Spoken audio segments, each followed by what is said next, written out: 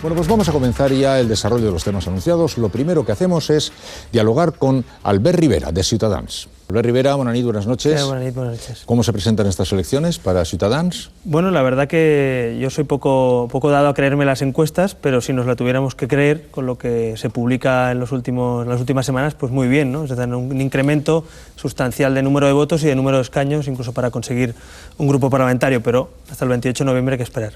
En torno a las cosas que en el vídeo se anunciaban, hubo bastante tormentas durante este tiempo en Ciutadans. ¿Podríamos comentarlas? Eran tres, se ha recordado que uno de los diputados se ha ido a UPyD, el otro se ha marchado, aunque sigue con su escaño. ¿Qué ha pasado?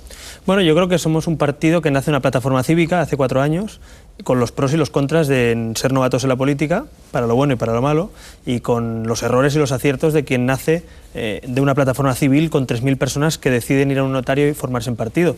A partir de ahí tuvimos una crisis donde unas personas decidieron salir del partido por no aceptar unas decisiones democráticas, y yo creo que desde ese momento, justo desde ese momento, todos los indicios de todas las encuestas pues nos han dado este crecimiento hasta la fecha que estamos creciendo por encima del éxito de 2006. Yo diría que hemos tenido aciertos, grandes aciertos, y errores que también hemos sabido aceptar, asumir, y yo que asumo como presidente del partido y como candidato, y lo he hecho frente a la militancia democráticamente. Sí, bueno, sí fue un error, evidentemente, esa alianza con Libertas que hemos dicho en las elecciones europeas, eso fue una equivocación. Sí, eso fue un error que yo no solo he admitido, sino que puse mi cargo a disposición de mis militantes, me sometí a una moción de confianza, renovamos los cargos del partido. Insisto que desde entonces, que fue junio del año pasado, pues el partido no solo ha remontado, sino ha superado la expectativa que teníamos en 2006, y yo creo que rectificar es de sabio, reconocer los errores también, que en política también es bueno, ¿no? Sí, hemos observado que se han distanciado algunos intelectuales, bueno, Francesc de Carreras no, pero algunos intelectuales que estaban muy en fin, que expresando de una manera muy manifiesta su proximidad, estuvieron, bueno, pues Arcadi Espada o Félix de Azúa, etcétera. Estos se han ido retirando, ¿por qué? ¿Un poco decepcionados? De hecho, para ser digamos, realistas y decir la verdad, en honor de la verdad, quien ha militado desde el primer día y sigue militando y va a cerrar la lista de nuestro partido de las autonómicas es Francesc de Carreras. Los demás firmaron un manifiesto, algunos participaron incluso en la campaña, algunos van a participar también en esta campaña y van a venir a nuestros actos, y otros decidieron simplemente pues dar un apoyo, digamos, desde la distancia, ¿no? En cualquier caso, lo bueno, yo creo, de Ciudadanos también es que hemos conseguido que mucha gente en Cataluña diga lo que dice en privado, lo diga en público. Que muchos ciudadanos que no somos nacionalistas y somos progresistas podamos tener también representación, porque parecía que eso estaba solo representado por el Partido Popular, ya que el Partido Socialista había decidido ser otra cosa distinta al PSOE. Yo creo que ese es el gran vacío, el gran hueco que ocupa Ciudadanos en la vida política catalana, ese espacio no nacionalista de progreso que no necesariamente tiene que ir de la mano de Esquerra Republicana o del independentismo. Pues vayamos un poco a afinar eso, porque eso sí de decirle que nos resulta algo más desdibujado. Su idea fuerza más potente está relacionada con la lengua, ahora hablamos de eso, y está tan relacionada que el resto de su pensamiento está muy diluido, hasta el punto que no sabíamos muy bien que fueran progresistas o no. O sea, ¿nos podría usted recordar dónde está su silueta ideológica? Bueno, Ciudadanos es un partido que vive de dos corrientes ideológicas que ambas, a nivel europeo y a nivel de cualquier país, se sitúan en ese espacio de progreso, que es el liberalismo social y la socialdemocracia. Son dos espacios que defienden la libertad individual frente a la administración, las libertades de los ciudadanos, los derechos constitucionales, y por otro lado la igualdad de todos los españoles frente a la ley y la solidaridad entre nosotros. Yo creo que esos son dos componentes que deberían estar presentes en buena parte también de la vida política española, y yo creo que el Estado autonómico, que se ha desarrollado en muchas cosas bien, en algunos concretos, en unos temas concretos, pues ha dejado ciertos huecos para que esa igualdad entre todos los españoles o esas libertades individuales no queden garantizadas, ¿no? Y ahí hemos cubierto ese hueco, ¿no? Sí, volviendo un poco a ese perfil ideológico, por lo que acaba usted de explicarnos, estaría también cerca de lo que expresa UPyD. ¿En qué podríamos marcar la diferencia de Ciudadanos con UPyD? Bueno, yo creo que nuestra diferencia es más de génesis, de funcionamiento y de cómo nace y por qué, que de contenido. En contenido hay cosas en las que coincidimos, quizá en otras no tanto, pero en muchas cosas coincidimos, igual que coincidimos en algunas cosas con el PSOE o en algunas con el PP. Yo creo que no es malo coincidir en política, más bien es bueno en algunas cosas, ¿no? En visión de Estado, en cuestiones, en pactos de Estado, en políticas generales, ¿no? Pero yo creo que la principal diferencia es que nosotros nacimos desde la sociedad civil. Yo mismo soy candidato y fui candidato como persona anónima en unas elecciones de una plataforma civil, y en cambio el partido, la plataforma que encabeza Rosa Díez, es más bien, es al revés, es decir, es una persona que se va o se marcha de un partido después de 30 años y monta una plataforma para defender esas ideas o sus ideas.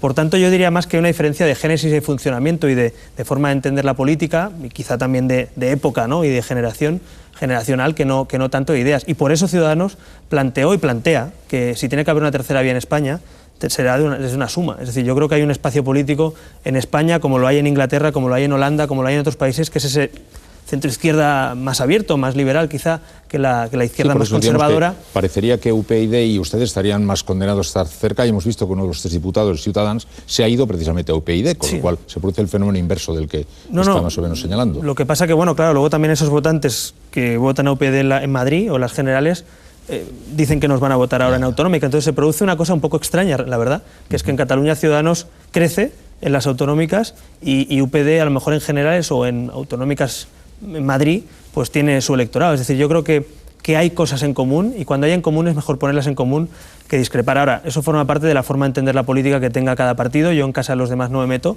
en el nuestro lo tenemos muy claro, que es que mejor es sumar para cambiar las cosas, y yo creo que los españoles están deseando también, en buena medida, en todos los estudios sociológicos se demuestra, ¿no? O sea, que hay un 80% de españoles que no quiere que Zapatero o Rajoy repitan como candidatos a las siguientes elecciones.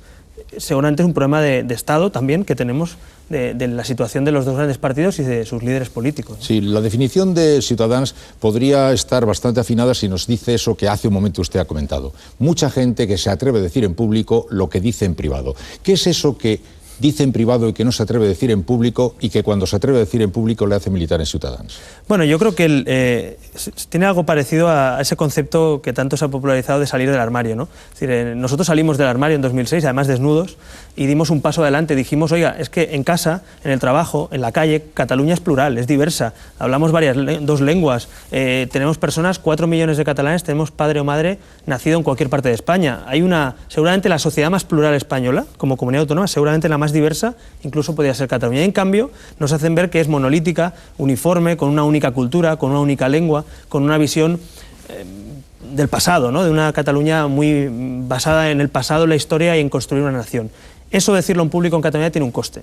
Tiene un coste porque te pueden tildar de mal catalán, de español, incluso a veces te insultan de esa manera, y yo creo que nosotros somos pues esos catalanes que hemos dicho, oiga, no es incompatible ser catalán con ser español, no es incompatible hablar catalán con hablar castellano, no es incompatible querer lo mejor para Cataluña y querer lo mejor para España. Y eso, que antes en público no se escuchaba en el Parlamento catalán, porque el PSC, insisto, y el PP pues han jugado a ser comparsas de Esquerra Republicana o de CiU, pues nosotros no jugamos a eso, no necesitamos pactar con esos partidos porque no hay nada en juego en la Moncloa. Por tanto, tenemos cierta libertad para movernos y hablar en el Parlamento catalán. Sí, su reproche viene por el proceso de inversión que comenzó en el año 1983, con lo que se pretendía, digamos, potenciar lo que se entendía que podía estar más debilitado, al tiempo que pudiera estar desarrollándose también el castellano. ¿Su reproche parte de ahí o parte de cómo se ha manejado esa ley de inversión lingüística? Yo creo que negamos la mayor, es decir, negamos la mayor de que Cataluña tenga que estar construyendo una nación en torno a una lengua. Todos los nacionalismos acaban construyendo algo en torno a un dogma o algo, ¿no? A una lengua, una religión, una raza, y eso es malo, porque uniformiza una sociedad y pretende imponer a los demás una identidad, ¿no? Yo creo que Cataluña, como también dice Patxi López del País Vasco, y asumo esa frase también, somos 7,5 millones de identidades, no una. Cada uno tiene su propia identidad individual y libertad, ¿no? Y yo creo que eso el nacionalismo lo hace bastante incompatible. Pretende imponer un parámetro único a todos, y en eso la lengua se ha convertido, lamentablemente, mi lengua, que también soy catalano parlante, la han convertido algunos en una especie de arma de construcción nacional. ¿Qué ha pasado? Que en la escuela, por ejemplo, hoy en Cataluña no hay una sola escuela pública o concertada donde se pueda estudiar ya no solo en castellano, sino una parte en castellano. Yo le pongo un ejemplo para que la gente que nos esté viendo se haga la idea de qué proponemos, ¿no? Porque a veces te ponen etiquetas. Ciudadanos propone que hay un 40% de clases en catalán, un 40% de clases en castellano y un 20% en inglés. Es decir, lo que el señor Montilla quiere para sus hijos en una escuela privada, nosotros lo queremos en la vida pública. No es tan difícil, funciona, y se ha demostrado que funciona. Entonces, por eso se nos puede llegar a tildar de anticatalanes. Yo creo que es una cosa bastante paradoxal. Los que defienden la inversión lo que dicen es que se trata de asegurarse que el catalán pueda tener futuro muy sólido por este proceso educativo en el cual no hay que preocuparse por la evolución del castellano, que crecerá bien, y dicen que todos los exámenes, etcétera, todos los estudiantes catalanes terminan obteniendo en castellano la misma buena nota o mala que los demás estudiantes de España. Sí, pero yo creo que eso no es un consuelo, ni siquiera es el fin. El fin es que en las escuelas públicas y concertadas de Cataluña se pueda estudiar las dos lenguas oficiales. Y yo creo que eso no solo es un drama, es bueno. Cataluña tenemos un gran activo, como lo tienen en el País Vasco o en Galicia, que tenemos dos lenguas. Entonces, si tenemos dos lenguas y es un activo, ¿por qué lo vamos a convertir en una especie de una contra otra? Oiga, tenemos una suerte, que es que hablamos dos lenguas, ¿no? Por tanto, yo creo que ese dominio es perfectamente garantizado con un sistema trilingüe como el que planteamos nosotros. Es absurdo contraponer aprender castellano y decir, si aprendes castellano no vas a aprender catalán, o si aprendes inglés no vas a aprender catalán. Yo creo que eso cae por su propio peso, ¿no? Y si aprendes catalán, también puedes aprender por supuesto, es que nosotros defendemos un modelo en el que aprendas todas, sí, no una. ¿No están aprendiendo ahora castellano los chicos en Cataluña? Bueno, están haciendo 2 horas de las 30 horas semanales en castellano. ¿Es suficiente para aprender castellano, no? Yo creo que no, hay un decreto que ni siquiera se está cumpliendo. El decreto de la ministra Cabrera, en su día, pues eran 3 horas y ya se montó la de San Quintín, para que me entiendan, pues entonces, porque no querían cumplir con deben ser más listos que en otro sitio, porque repito, con solo eso resulta que obtienen tan buenas notas como los chicos de otros lugares, dicen. Bueno, no, lo que pasa es que muchas familias son castellanoparlantes, la mayoría de los catalanes somos castellanoparlantes, el 58% según los estudios de la Generalitat. Yo pregunto, si una sociedad es bilingüe, ¿su escuela no debería ser bilingüe? Si una sociedad es bilingüe, ¿sus administraciones no deberían serlo? Si los ciudadanos pagan impuestos y son bilingües, que su administración se corresponda. Es decir, no es una cuestión de inculcar o de coartar a alguien para que obtenga un resultado, sino de dar libertad en unas opciones. Oiga, y después los ciudadanos serán más competentes o menos. Yo estoy convencido de que aprender en varias lenguas es mejor que aprender solo en una. Y estoy convencido de que la mayoría de padres catalanes preferirán que sus hijos estudien en 3 lenguas de forma proporcionada, que no que hagan 2 horas de castellano, 3 de inglés y 25 de catalán. Eso es lo que hay ahora en el sistema. Planteamos una armonización, podemos decir, una regularización de eso. Entiendo, lo que pasa es que usted alude a la mayoría de los catalanes y la mayoría de los catalanes representados en el Parlamento han aprobado una ley de educación de una manera abrumadora. Sí, y la mayoría de catalanes no se definen como nacionalistas y el Parlamento, el 90% de escaños, o el 87% ahora, son nacionalistas. Pero ahí se produce una cosa muy rara, ¿no? Que es que el Partido Socialista Obrero Español en Cataluña no tiene una representación propia, no tiene un discurso propio. Y el PP mimetiza a veces el discurso de Convergencia y Unió por intentar competir electoralmente. Entonces eso hace que se produzca una cosa muy extraña, que es que socialmente la gente que vota al PSC pues es un votante normalmente no nacionalista, y en cambio las políticas que ha aplicado Montilla en estos últimos 4 años, o Maragall, pues han sido políticas de un seguidismo absoluto del pujolismo. Yo me atrevería a decir, y muchos periodistas lo dicen, incluso más duras las políticas del tripartito que las políticas de Pujol, ¿no? El señor Rivera, tan concentrada está, en fin, tan concentrado su esfuerzo en este tema que acabamos de comentar, que ha quedado, como digo, diluido el resto del programa, que sospecho que tienen ustedes. Bueno, usted me ha preguntado por esto, si me pregunta por economía, y estamos observando también bueno. Su evolución en la vida parlamentaria, es un poco la gran baza que juegan, ¿no? Pero tienen ustedes un programa completo Bueno, mire si tenemos un programa que el Partido Socialista Obrero Español en Canarias, el señor López Aguilar, nos lo copió.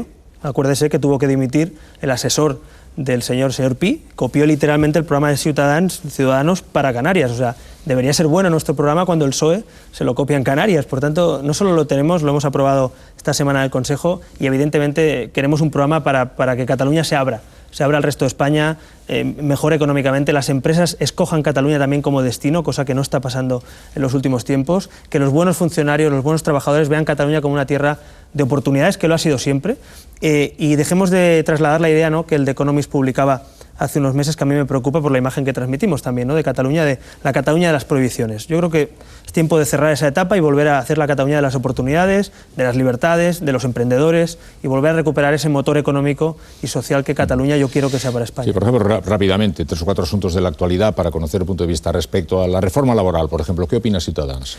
Nosotros defendíamos desde hace 2 años que hacía falta una reforma no volcada solo en abaratar el despido, que es lo que se ha hecho finalmente, sino en bonificar, en ayudar la contratación, tanto para empresarios como para trabajadores. Yo creo que se ha hecho una reforma que era necesaria, tarde quizá, pero una reforma quizá insuficiente. Es decir, nos falta la otra pata, la pata no solo de cómo abaratamos el despido, sino cómo hacemos que los empresarios contraten. Nosotros, por ejemplo, en la huelga general nos opusimos no por el fondo, sino por la forma y el momento. Es decir, creíamos que esa huelga no tocaba en el momento que la han hecho los sindicatos. Por tanto, la posición, digamos, que es sí a la reforma, con matices, con crítica en algunos puntos, pero una cosa es la reforma y otra es la huelga general. ¿Prolongar la edad de la jubilación?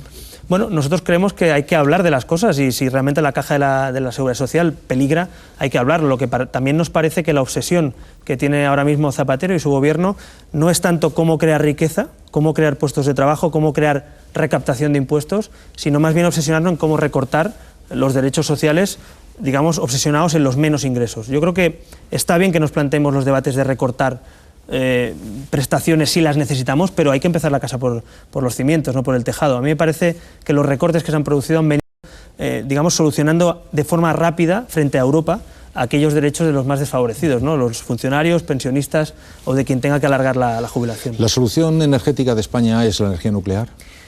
Yo creo que no es la solución, pero ahora mismo hay que reconocer, y no soy defensor digamos, dogmático de esa energía, pero hay que reconocer que sin ella tampoco hay solución. Es decir, ahora mismo el mapa energético español necesita energía nuclear y yo creo que la tendencia debe ser a ir prescindiendo de esa energía, pero sin debates dogmáticos ni populistas. Es decir, yo creo que el debate energético que Felipe González ha planteado acertadamente en alguna ocasión, creo que se debe producir, se ha producido en países gobernados por la socialdemocracia europea y tiene que producirse en España, y lo que no me parece bien es este dogmatismo, un poco hooliganismo que vemos de algunos que parece que la energía nuclear nos va a solucionar la vida y no tiene peligro, y algunos otros, ¿no?, que parece como que ni siquiera podemos hablar de la realidad, ni de abaratar costes, ni de a lo mejor hacer centrales más seguras, porque a lo mejor a veces por no dar pasos adelante estamos con centrales de los años 60 más peligrosas, ¿no? Si estuviera a mano de Ciutadans, ¿modificarían la ley del aborto? La actual ley del aborto, la que ha quedado actualmente. Hombre, tanto como modificarla no. Ahora, yo creo que sí que ha habido un pero en esta ley, que es el consenso. O sea, yo creo que una ley como la ley del aborto, por cuestiones sociales, morales y de mayorías determinadas, yo creo que se ha hecho con mala forma. Es decir, si hay que plantear una reforma, creo que no hay que hacerlo de una parte de España contra otra. Creo que tampoco la forma no es manifestándose simplemente unos contra otros, sino realmente si había un problema, porque el problema existía. O sea, que en España hayan 115.000 abortos es un fracaso, en definitiva, de una sociedad que no sabe educar a su gente y a sus jóvenes pues para que entiendan que el aborto no es un método anticonceptivo. Dicho eso, había un vacío, que es que se estaba produciendo de facto abortos, digamos, encubiertos. Yo prefiero que se hable de las cosas, prefiero que se regule y se diga cuándo está penalizado y cuándo no que se meta todo en el mismo saco. Por tanto, para mí no es lo mismo un aborto con 6 semanas que un aborto con 4 meses, que es un delito. Albert Rivera, si en este momento usted tuviera que dilucidar un empate presunto entre el PSOE o el PP, ¿a dónde le llevaría el instinto, el alma de Ciutadans?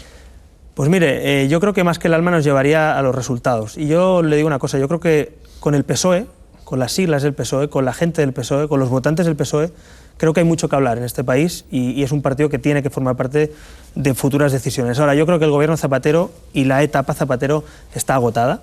Creo que tiene que haber renovación dentro del PSOE, y yo, si fuera un PSOE renovado, que también en Cataluña, en mi tierra, pues tuviera una voz como la tiene en el País Vasco, ¿no?, una voz clara, una voz que defendiera en posiciones de Estado y no posiciones nacionalistas, creo que se podría hablar con el PSOE. El PP yo creo que ahora mismo se está convirtiendo en una alternativa, porque en el otro lado del río, digamos, pues están las cosas, hay vacas flacas, y seguramente, por lo que dicen las encuestas, tiene posibilidades de gobernar, pero yo creo que el PP también se tiene que plantear su liderazgo, se tiene que plantear si va a copiar al PSOE en eso de los varones o va a hacer un discurso nacional.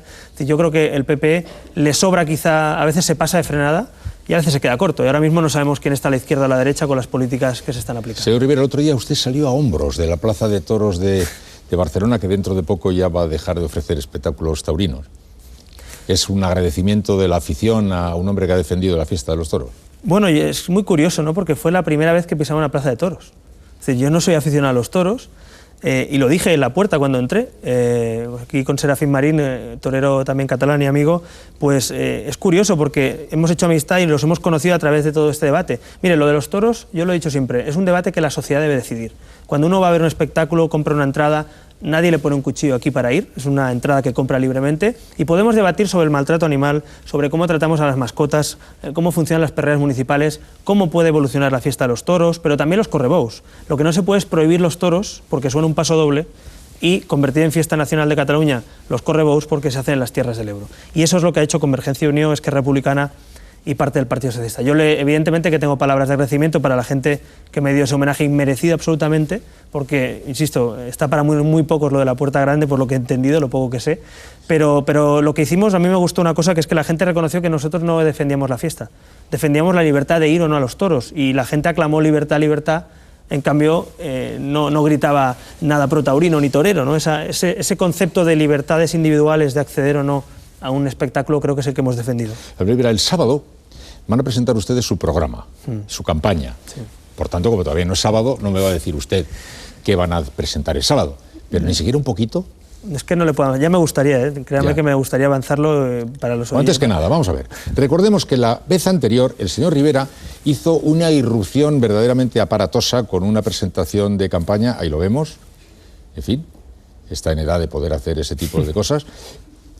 El sábado, cuando presente su campaña, ¿nos espera otra sorpresa? Sorpresa seguro, y además sí que puedo avanzar que no va a dejar indiferente. No es nuestro estilo dejar indiferentes en las campañas. Yo creo que la política... Pero va a ser un golpe como este, más o menos. Hombre, como este no va a ser, porque no, exactamente igual no lo vamos a hacer, igual la misma campaña no vamos a hacer. Pero sí que creo que es una evolución. La campaña explica qué está pasando en Cataluña, por qué mucha gente está dando pasos para decir lo que hablamos antes, para decir cosas en públicos, para empezar a reivindicar una apertura a Cataluña, y gente que frente a esa clase política catalana pues va a dar un paso. Yo creo que no le puedo decir más porque entonces si no, mi equipo electoral no me va a permitir salir de aquí. Sabemos exactamente dónde tienen que hacerse las cosas. Entonces el sábado se presenta y se presentan eslogan, supongo. Eslogan, el vídeo de campaña y el programa electoral y los candidatos. Vamos a presentar en el Teatro Romea a las 11 de la mañana. Lo hacemos en un teatro también, que va a ser una gala divertida, con vídeos, va a ser emotiva, con invitados especiales. Y bueno, yo desde luego invito a todos los catalanes que quieran pasarse por ese acto. Está abierto al público porque somos un partido abierto a la ciudadanía. Y la campaña también va a ser para mayores de 18 años, como la otra. Bueno, a ver, oiga, salir desnudo no es para mayores de 18 años. Ahí no se enseña lo que no se tiene que enseñar. Ahí simplemente es una persona que nace desnuda. Que es lo que no se tiene que enseñar, está bien. No, es una campaña apta para todos los públicos, pero evidentemente impactante. Yo creo que la parte de la campaña electoral o de marketing en cualquier producto, sea político o sea comercial, no debe dejar indiferente. Y yo creo que debe provocar cierta reflexión, y yo creo que nuestra campaña va a provocar, cuando alguien vea el vídeo o el cartel, cierta reflexión. Señor Rivera, muchísimas gracias y buenas noches. Ha sido un placer, señor Gabilondo. Continuamos dentro de un momento con ustedes.